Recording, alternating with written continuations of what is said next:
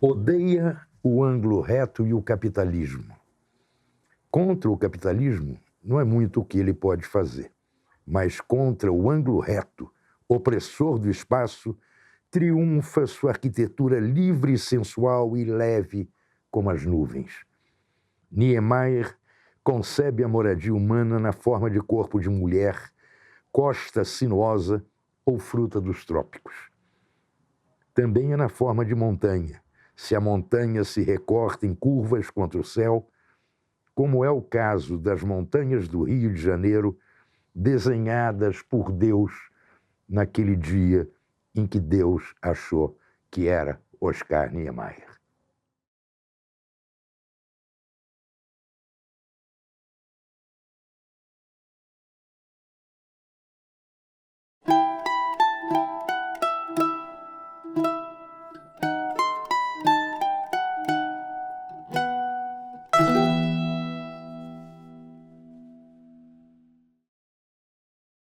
Oscar Niemeyer nasceu no Rio de Janeiro, no dia 15 de dezembro de 1907, e foi-se embora para sempre em 5 de dezembro de 2012. Faltaram 10 dias para ele chegar aos 105 anos. Continuou trabalhando até bem pouco antes de ir embora. Ele estudou na antiga Escola Nacional de Belas Artes, estudou arquitetura, que hoje é a Universidade Federal do Rio de Janeiro, a UFRJ. Lá ele conheceu aquele que seria seu futuro parceiro e com quem conseguiu seu primeiro estágio, o também arquiteto de primeiríssima categoria, Lúcio Costa. Oscar Niemeyer se tornou conhecido no mundo inteiro graças aos edifícios de Brasília, com uma das mais belas catedrais que eu conheci na minha vida. Despojada, exata. E isso que o Niemeyer era ateu. Mas antes disso, Brasília foi inaugurada em 1960, Oscar Niemeyer já havia esbanjado mostras do seu talento fulgurante, tanto no Brasil como no exterior. Foi um dos que, por exemplo, projetaram a sede da Organização das Nações Unidas, a ONU, em Nova York. Aqui no Brasil, foi o responsável por um projeto revolucionário na época. Estamos falando de 1936, junto ao grande mestre Le Corbusier, um grande arquiteto nascido na Suíça e nacionalizado francês. Eu estou me referindo ao edifício do então Ministério da Educação e Saúde, nos tempos em que o Rio de Janeiro era a capital federal. O belíssimo Palácio Gustavo Capanema. Depois, Oscar Niemeyer criou vários projetos no bairro da Pampulha, em Belo Horizonte, quando o prefeito era Juscelino Kubitschek. Niemeyer tinha 33 anos quando conheceu o Kubitschek, o então prefeito, e os dois seriam amigos até o fim.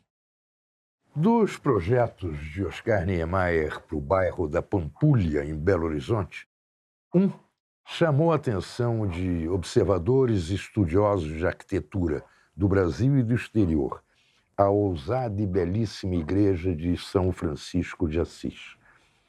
Niemeyer, comunista, chamou o grande, imenso pintor Cândido Portinari, também comunista, para fazer o painel da igreja. É uma coisa maravilhosa.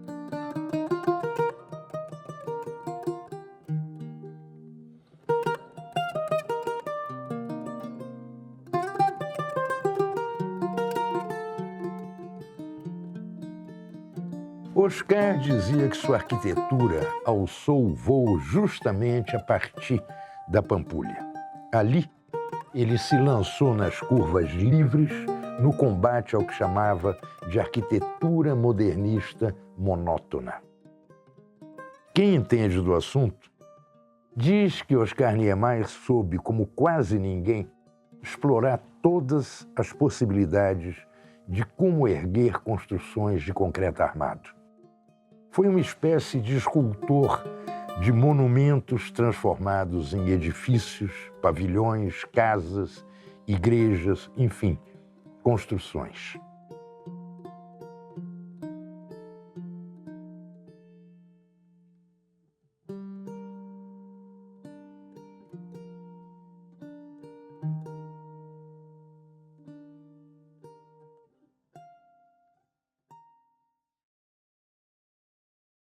Em 1956, Oscar Niemeyer foi convidado por Juscelino Kubitschek, recém-empossado presidente do Brasil, para projetar os prédios públicos daquela que seria a nova capital do país. Brasília foi erguida no meio de um nada. Não havia nada perto dali.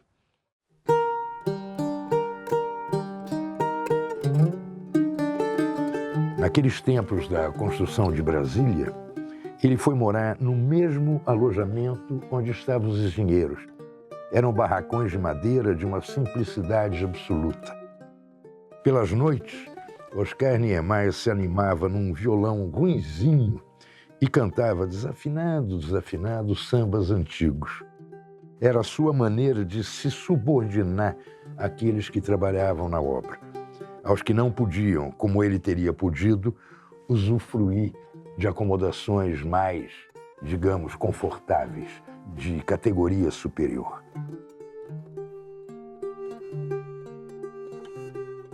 Quem for a Brasília pode gostar ou não dos palácios, mas não pode dizer que viu antes coisa parecida. E a arquitetura é isso, invenção. Também disse Oscar: não é o ângulo reto que me atrai, nem a linha reta, dura, inflexível, criada pelo homem.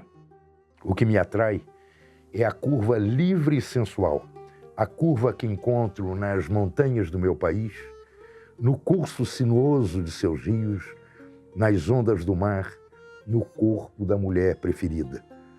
Das curvas é feito todo o universo curvo de Albert Einstein.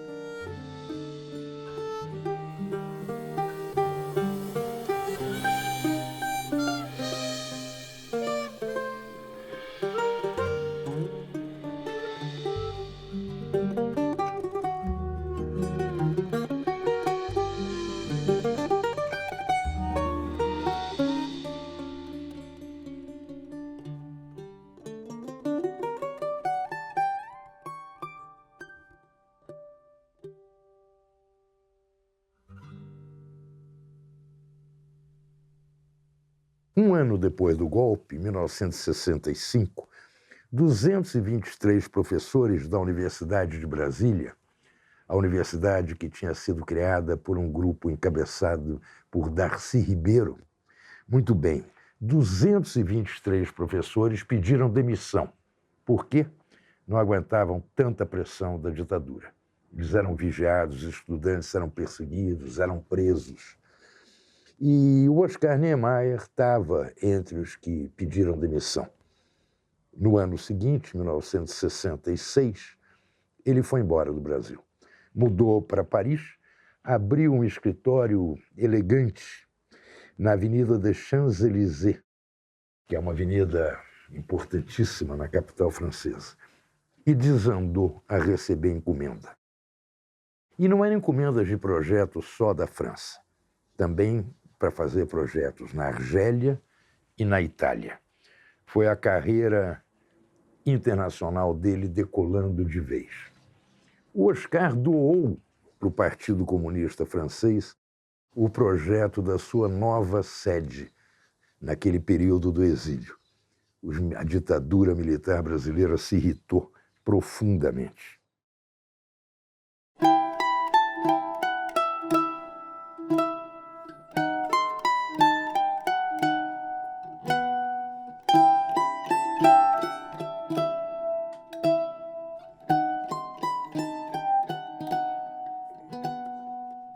Outra mostra única do brilho de Oscar Niemeyer foi o Museu de Arte Contemporânea de Niterói. Projeto de uma beleza incrível e com um detalhe clássico, típico do Niemeyer. É uma cúpula e conforme a posição que você se puser ao lado da cúpula, você vai ver que ela traça um paralelo perfeito com o Pão de Açúcar, lá do outro lado da Baía de Guanabara.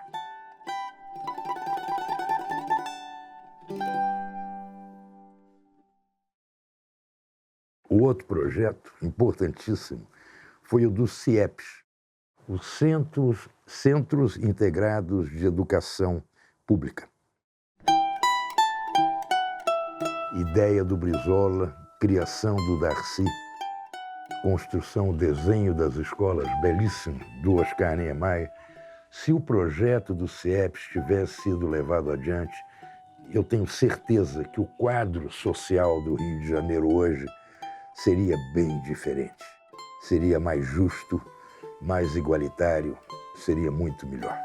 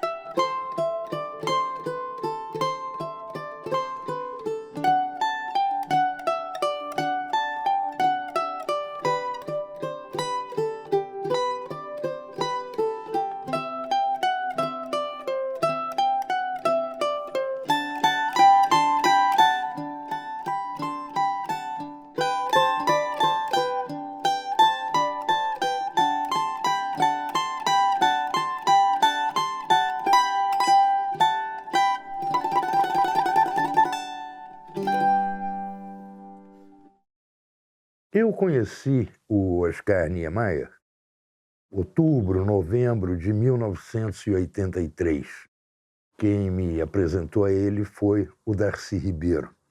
Darcy era meu grande amigo. Eu tinha voltado para o Brasil em julho daquele ano, depois de 10 anos e meio fora. E no meu reencontro com amigos que moravam no Rio, o Darcy me levou até o Niemeyer, com uma curiosidade. Eu, dos meus 6 aos meus 12 anos, 13, morei numa casa projetada pelo Oscar Niemeyer. Vou explicar. Meu pai era físico e era professor do ITA.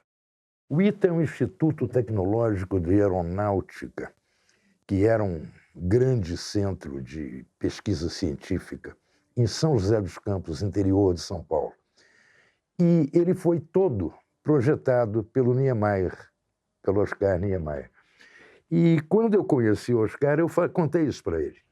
E ele achou graça de eu lembrar em detalhes da casa dele, que era uma casa simples, eram blocos de residências simples, mas arrojadíssimas para a época.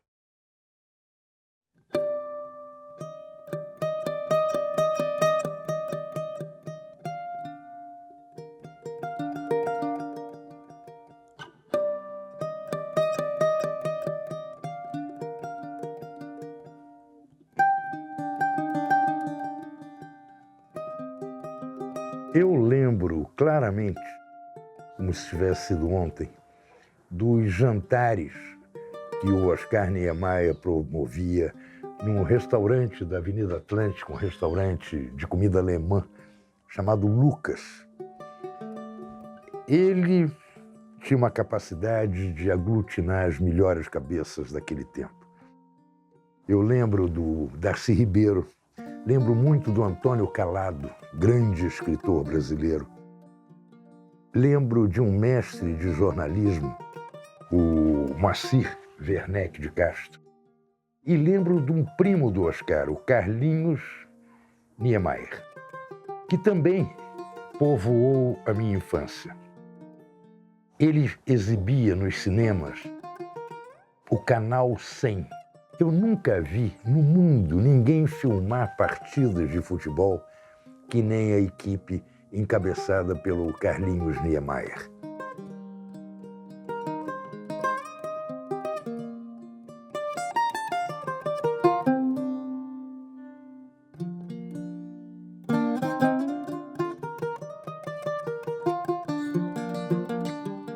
Tem uma outra lembrança muito nítida em mim de reuniões do Oscar. Toda quarta-feira, no estúdio dele, também na Avenida Atlântica, num último andar com uma vista fascinante, ele reunia a turma dos velhinhos. Era muito divertido porque ficavam contando história de mulher e o Oscar me puxava para o escritório dele, que fica nos fundos, para a saleta dele, para falar de política. Eu doido para ouvir as histórias de mulheres, dos velhinhos, e lá vinha ele com aquela seriedade. Enfim, eu tenho muitas e muitas memórias do Oscar. Eu lembro daquela falsa modéstia dele. E em 1988, ele ganhou o prêmio Pritzker, que é considerado uma espécie de prêmio Nobel da arquitetura. É a maior premiação que existe para um arquiteto. Eu, quando soube que ele tinha ganho esse prêmio, telefonei para o Niemeyer. E ele me disse, esse prêmio não tem a menor importância. Eu falei, como que não, Oscar? É o prêmio mais importante. Não, se tivesse essa importância toda, não tinham dado para mim. Tem histórias dele que são fabulosas e muito, muito reveladoras. Por exemplo, ele, em 1945, o então secretário-geral, chefe supremo do Partido Comunista do Brasil, uma figura histórica chamada Luiz Carlos Prestes, o Prestes foi liberado, saiu da cadeia, ele estava preso. O que o Oscar fez? Ele tinha, na época, um escritório no bairro da Glória, muito pertinho do centro do Rio, na rua Conde Lages. E o Prestes foi lá visitar o Oscar Niemeyer. O que ele fez? Passou algumas semanas, o Niemeyer doou o escritório para ser a sede do Partido Comunista. Ele dizia que era mais importante do que a arquitetura que ele fazia, era defender aquela causa.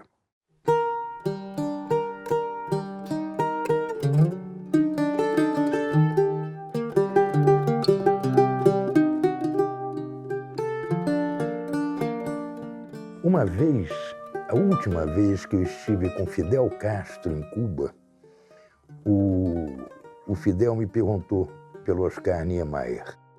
E eu disse que ele estava muito bem. E aí o Fidel Castro me disse, o Niemeyer e eu somos os dois últimos comunistas do mundo. E aí eu lembrei para o comandante cubano uma reunião que o Oscar promoveu no escritório dele, o Fidel Artistas Intelectuais. E eu levei meu filho Felipe, que na época tinha, isso foi em 92, o Felipe devia ter, 15 anos. E uma hora apresentei o Felipe ao Fidel. E o Fidel olhou o Felipe e perguntou, você acha que você vai crescer e chegar na minha altura? O Fidel tinha 1,80 m e muitos. E o Felipe disse, não sei, tímido ali. E o Fidel virou e falou assim, pois eu trocaria toda a minha altura pela tua juventude.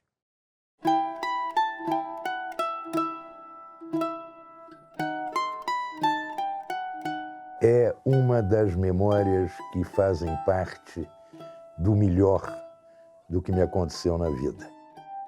Eu estava no México o dia que o Oscar morreu. Eu sabia que ele estava doente, aquelas reuniões das quartas-feiras, fazia tempo que tinham desaparecido. Apareceu gente nova que não tinha nada a ver com o verdadeiro espírito do grupo original. E nós deixamos de Mas eu continuava encontrando o Oscar, jantando com ele. Ele era muito curioso, muito perguntador e muito engraçado, muito delicado ao mesmo tempo. Oscar Niemeyer, pensar que o Brasil já teve alguém dessa estatura.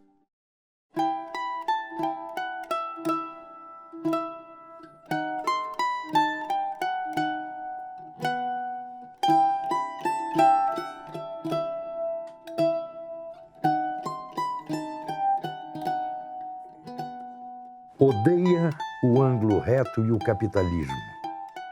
Contra o capitalismo não é muito o que ele pode fazer, mas contra o anglo-reto, opressor do espaço, triunfa sua arquitetura livre, sensual e leve como as nuvens.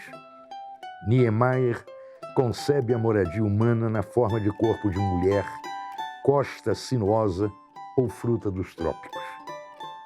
Também é na forma de montanha, se a montanha se recorta em curvas contra o céu, como é o caso das montanhas do Rio de Janeiro, desenhadas por Deus naquele dia em que Deus achou que era Oscar Niemeyer.